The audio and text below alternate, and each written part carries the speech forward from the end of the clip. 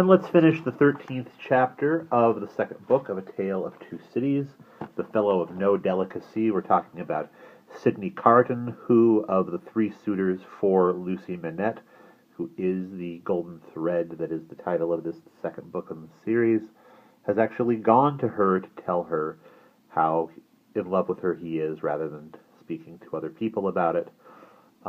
Basically what he said was he could never ask for her to marry him because he's such a drunk that he would only make her life worse, and that if she ever brought it up again, he wouldn't talk about it, he'd take it to his death. And let's pick up from there. He was so unlike what he had ever shown himself to be, and it was so sad to think how much he had thrown away, and how much he every day kept down and perverted, that Lucy Manette wept mournfully for him as he stood looking back at her.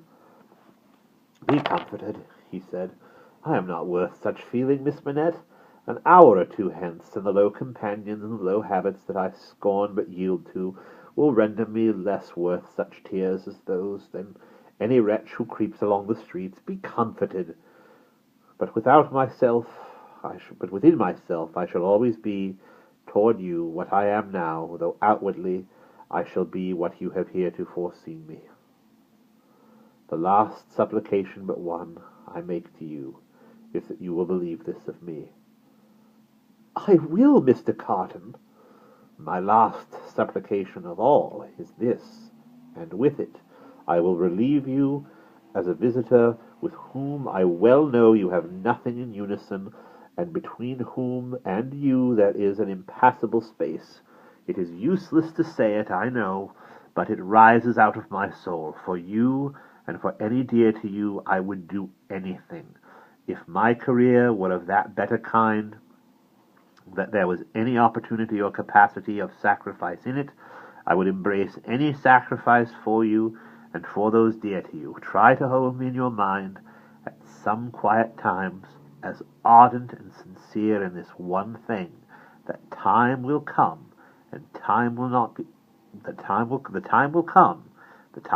long in coming, when new ties will be formed about you, ties that will bind you yet more tenderly and strongly to the home you so adorn, the dearest ties that will ever grace and gladden you, O Miss Manette. When the little picture of a happy father's face looks up in yours, when you see your own bright beauty springing up anew at your feet, think now and then that there is a man who would give his life to keep a life you love beside you."